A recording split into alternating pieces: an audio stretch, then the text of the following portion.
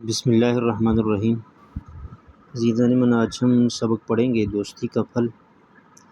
اس میں کوئی خاص الفاظ مشکل نہیں ہے، بس یہ کہانی ٹائپ ہے۔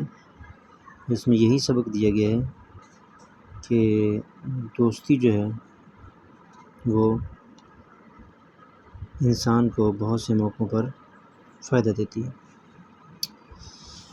اس میں کوئی مشکل الفاظ نہیں ہے اتنے، اس لیے ہم یہاں پر اس کی مشق حل کریں گے۔ سب سے پہلے دیکھتے ہیں کہ کبوتری کو ہر وقت کس بات کی فکر لگی رہتی تھی۔ تو جب کبوتری نے گھونسلے میں انڈے دیے تو اسے ہر وقت اس بات کی فکر لگی رہتی تھی کہ کوئی جانور انڈے نہ لے جائے۔ اگلا سوال ہے، اکیلے پن کا احساس ختم کرنے کے لیے کبوتری نے کبوتر کو کیا مشورہ دیا؟ اس کا جواب ہے کہ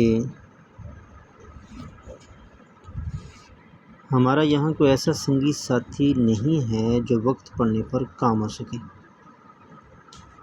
اس لیے ہمیں اپنا کوئی نہ کوئی ساتھی، کوئی نہ کوئی دوست بنانا چاہیے، یہ مشورہ دیا۔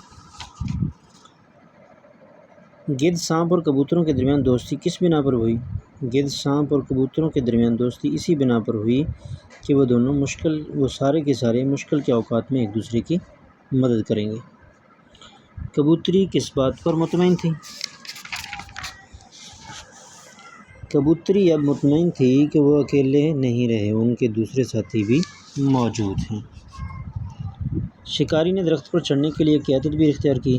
شکاری نے درخت پر چڑھنے کے لیے یہ تدبیر اختیار کی کہ اس نے ادھر ادھر سے چند سوکھی لکڑیاں اور گھاس پھوس جمع کی اور پھر اس کو آگ لگا کر الاؤ روشن کر دی اور درخت پر چڑھنے لگا۔ اس سے آگے کبوتر اور اس کے دوستوں نے کس طرح شکاری کا منصوبہ خاک میں لایا؟ سب سے پہلے کبوتر اور کبوتری نے پروں میں پانی لا کر اس آگ کو بجھایا، پھر گدھ نے پروں میں پانی لا کر اس آگ کو بجھایا۔ اس کے بعد سانپ جو تھا وہ اس درخت کے گرد لپٹ گیا، جس کو دیکھ کر شکاری کا منصوبہ خاک میں مل گیا اور وہ بھاگنے پر مجبور ہو گیا۔ کبوتری کی بات سن کر کبوتر پڑ گیا سوچ میں۔ جہاں کبوتر رہتے تھے پاس ہی درخت پر ایک جوڑا رہتا تھا گدھوں کا۔ ہمسائے تو ماں جائے ہوتے ہیں، قواعد کی روح سے یہ جملہ ہے کہاوت سے۔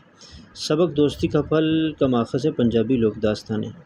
گھونسلہ دیکھ کر شکاری نے اندازہ لگایا اپنے تجربے سے۔ آگ بجھانے کے لیے کبوتر اڑے اور پانی بھر کر لائے اپنے پروں میں۔ تو یہ مشق آپ نے یاد بھی کرنی ہے اور لکھنی بھی ہے۔